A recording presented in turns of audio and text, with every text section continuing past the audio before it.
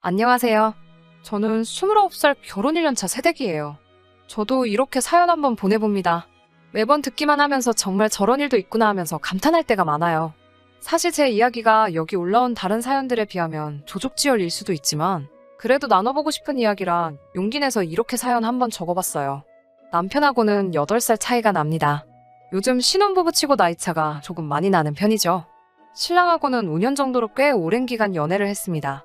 연애 초반에는 신랑의 나이가 31살로 여전히 나이 차이는 있었지만 사회적으로는 많은 편이 아니었어요.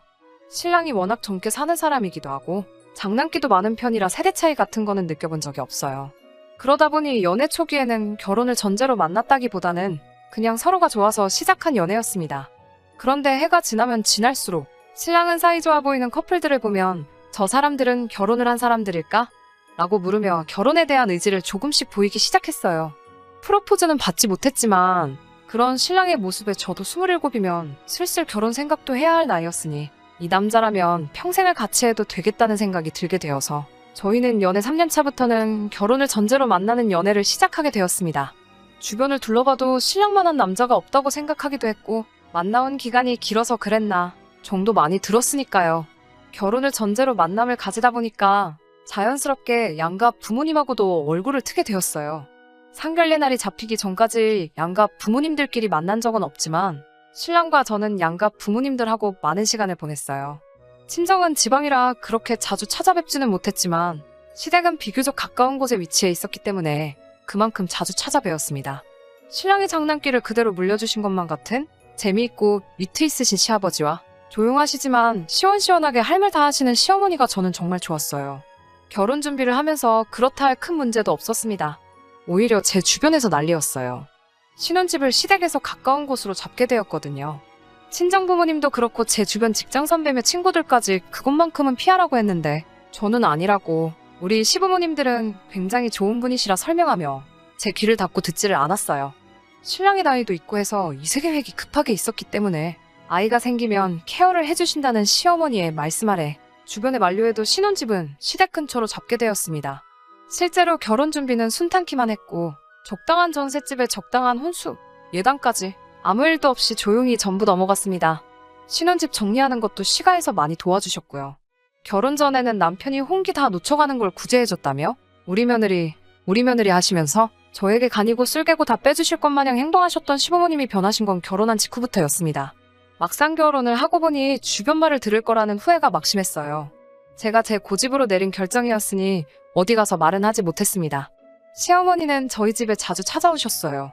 집안일을 거들어 주시기는 했지만 매번 조곤조곤하신 말투로 잔소리 아닌 잔소리를 하시는데 어떻게 제가 대들을 수도 없고 참 힘들더라고요. 특히나 손빨래를 고집하시는 부분이 가장 힘들었습니다. 결혼 전에는 항상 집도 깔끔하게 정리돼 있고 빨래도 손빨래로만 하신다는 말에 참 대단하시다고만 생각했는데 막상 제가 하려니 아주 죽을 맛이더라고요.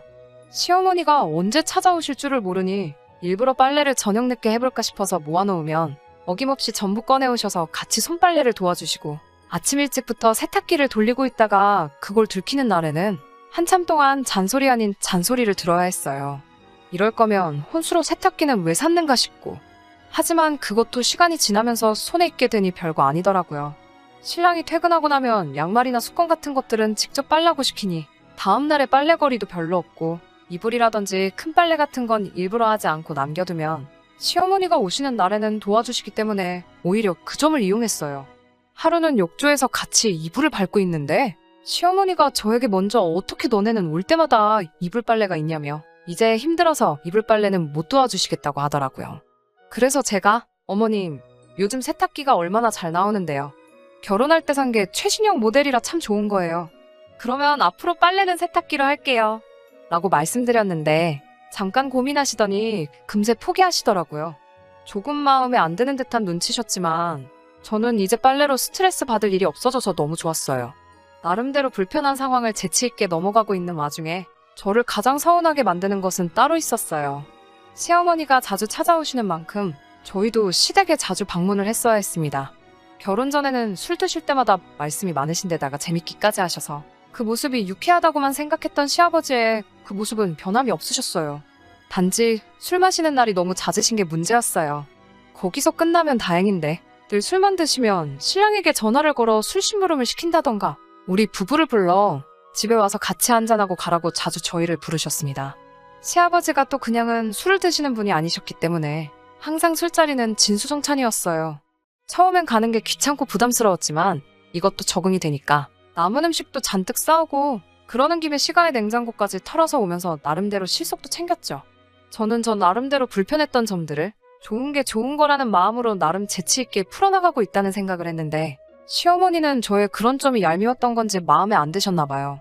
제가 아이를 가질 계획에 결혼 후에는 술을 입에도 가져다 대지 않았는데 어느 날부터인가 그런 제 모습을 보면서 그렇게 저희가 시댁에 찾아간 날이면 저를 따로 식탁으로 부르셨어요.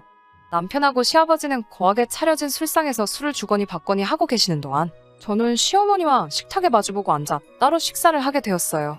우리는 술도 안 먹으니까 이거나 먹자고 하면서 따로 식사를 준비하셨더라고요. 그런데 식탁 위에는 누가 봐도 전날 드시던 음식들이 올라와 있었습니다. 어떤 날에는 아예 대놓고 이건 어제 한 거라고 먹어도 괜찮은 거라고 하시면서 저에게 잔반 처리를 계속해서 시키셨어요. 남편은 이따금씩 제 눈치를 보면서 술 마시다 말고 식탁에 기웃대면서 저에게 와서는 자기야 뭐 먹어? 하면서 제가 먹고 있는 잔반들을 쓱 보고는 맛있어 보인다고 말하고 한 입씩 바꿔 먹겠냐며 제 밥그릇 위에 한 움큼 덜어주고 가거나 아예 그릇째로 들고 와서 제 입에 넣어주기도 했어요. 시어머니는 완전 새모눈을 떠서 그런 저희를 노려보셨는데 그러면 제가 어머님 아직 저희 신혼이잖아요 하면서 너스레를 떨었죠.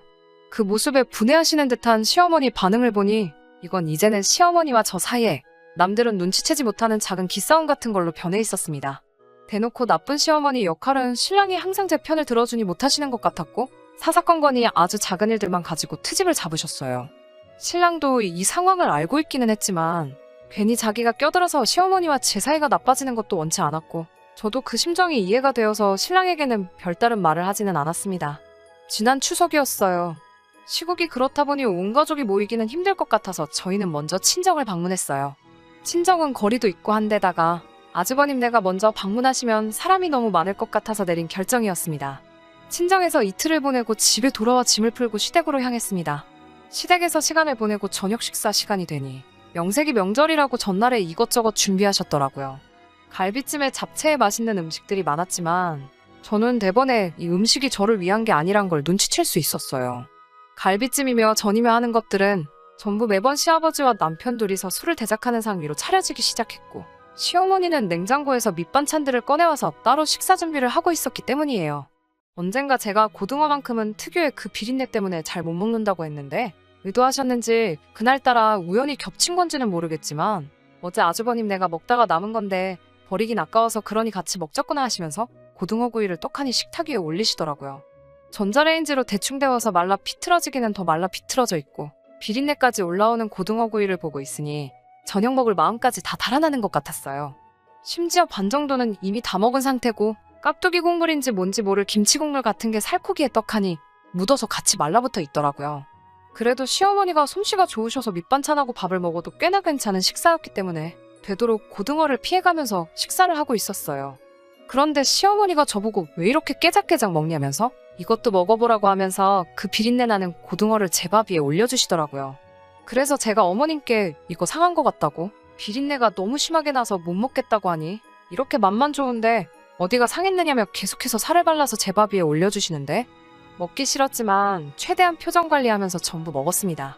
일부러 시어머니한테 대들면서까지 일을 크게 만들고 싶지는 않았거든요. 억지로 꾸역꾸역 밥을 밀어넣고 뒷정리를 도와드린 뒤에 자고 가라고 준비해두신 손님 방으로 들어갔어요. 저녁도 부실하게 먹으니 속상하기도 하고 서럽더라고요. 기분 전환이라도 할 겸 친정에서 돌아오는 길에 차 안에서 군것질 하려고 가져왔던 초콜릿을 꺼냈어요. 밥을 부실하게 먹어서 그런가? 허겁지겁 먹다 보니까 이불 위에 흘린 것도 모르고 먹었네요. 그런데 바닥이 따뜻해서 그런가 흘렸던 초콜릿이 이불 위에서 금세 녹아버리더라고요. 이불이 더러워져서 어쩌지 하는 생각도 들고 집에 갈 때까지 들키지 말아야지 시어머니 혼자서 손빨래를 하실 텐데 하는 생각도 들어서 어떻게 해야 하나 허둥지둥하고 있는데 씻고 방으로 들어온 신랑이 그런 제 모습을 보고는 장난기가 발동해 한마디 하더라고요. 밥도 부실하게 먹더니 이불 위에다가 똥까지 지린 거냐면서요. 안 그래도 서운한 와중에 그런 농담까지 들으니 기분이 좋지는 않았는데 그 말을 들으니까 갑자기 번뜩하고 머릿속에 한 가지 생각이 떠오르더라고요. 다음날 새벽 제 혼신을 다한 연기가 시작되었습니다. 양손으로 배를 부여잡고 얼굴을 있는 대로 찡그려서는 화장실로 향했어요. 일부러 자고 있는 신랑을 어두워서 못 본 척 발로 툭 건드려 잠에서 깨게 만들고 주머니에는 핸드폰까지 챙겨서 최대한 시간을 끌다가 나왔습니다. 신랑이 화장실에서 오래 있다가 나온 저를 보고 걱정하듯이 저에게 괜찮냐고 물어봤어요. 처음에는 그냥 속이 안 좋은 것 같다고 하고 괜찮다고 했지요. 하지만 그렇게 화장실을 들락날락 하기를 12번도 더 하고 나니 그제서야 남편도 뭔가 잘못됐다는 걸 눈치챘나 봐요. 진짜 괜찮은 거 맞냐고 물어보는 말에 본격적으로 연기를 시작했어요.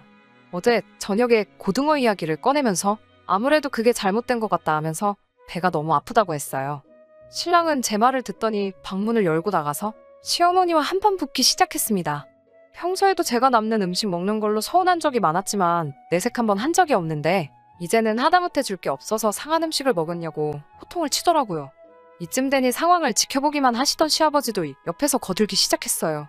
그게 뭐 아깝다고 음식물 쓰레기를 애한테 줘서 아프게 만드냐고 같이 한마디 하시더라고요. 시어머니는 돌발 상황에 어쩔 줄을 몰라 하시고 있고 제 눈치만 슬슬 보고 계셨어요. 아무래도 그 상황에서 제가 어제 먹은 것 때문에 그런 게 아니라고 말해주기를 바라셨나 봐요. 하지만 그렇게는 할 수 없었죠. 왜냐하면 전날까지 지내고 온 게 친정이었는데 친정에서 저한테 상한 음식을 먹었을 리가 없잖아요. 처음엔 연기였는데 두 사람이 갑자기 제 편이 되어서 시어머니를 몰아세우니 제가 연기에 소질이 있던 건지 아니면 그동안 쌓인 게 많았는지 거기서 갑자기 눈물이 저도 모르게 뚝뚝 떨어졌어요. 저도 입을 열어 시어머니께 어머니, 왜 저한테만 전날 먹고 남은 음식 주세요? 제가 미우세요. 저도 갈비찜 너무너무 좋아해요. 이러면서 엉엉 울었죠. 그 와중에 있지도 않고 울다 말고 화장실로 다시 달려들어갔습니다. 화장실 안에서 상황을 듣고 있자니 시어머니가 두 사람 앞에 쩔쩔매시면서 그게 잘못될 리가 없는데 하고 계시고 시아버지는 애가 저 지경이 됐는데 잘못될 리가 없긴 뭐가 없냐면서 그동안도 너무했다고 신랑이 친정 가서 잠밥 먹고 돌아오면 너는 그게 기분이 좋겠냐면서 시어머니를 계속 몰아붙이시더라고요. 신랑이 병원 데려간다고 저를 데리고 나와 차에 탔는데 병원 쪽으로 가다 말고 신랑에게 이제 좀 괜찮아진 것 같다고 집에 가서 쉬고 싶다고 하고 집에 가서 두 다리 쭉 뻗고 아주 꿀잠 잤어요. 추석 이후로는 시어머니가 집에 오신다거나 새아버지가 따로 부르신다던가 하는 일은 전혀 없었습니다. 방해받지 않고 오롯이 둘만의 시간을 보내니 이제 진짜 신혼생활을 하는 것 같고 너무 좋았습니다. 엊그저께 신정날 따로 연락은 없으셨지만 이번엔 저희가 먼저 시댁으로 찾아뵈었어요. 식사 준비도 도와드리고 저는 자연스럽게 식탁에 앉았는데 시어머니가 아가 이쪽으로 오너라 하면서 웬일로 새 음식 차려놓은 자리로 저를 부르시더라고요. 시댁 식구와 마주 앉아 밥을 먹고 있는데 시어머니께서 저에게 사과하셨어요. 사사건건이 시어머니 이겨먹으려는 제가 괘씸해서 그랬다는 뼈있는 말을 빼놓지는 않으셨지만 자기도 말로 하면 될 것을 유치하게 먹는 것 가지고 그랬다고 저에게 먼저 사과하시더라고요. 저도 시어머니께 제가 저지렸어도 됐는데 제 신보가 너무 고약했다고 같이 사과드리고 그렇게 훈훈하게 새해를 맞이했답니다. 다른 사연들을 듣다 보면 아주 집안을 풍비박산을 내버렸는데 저는 그럴 용기도 없고 애초에 그렇게 해결하고 싶지는 않았어요. 이제 화목해진 저희 가족에게 앞으로 무궁한 안녕과 번영이 있기를 기도하면서 사연 들어주신 모든 분들도 새해 복 많이 받으세요.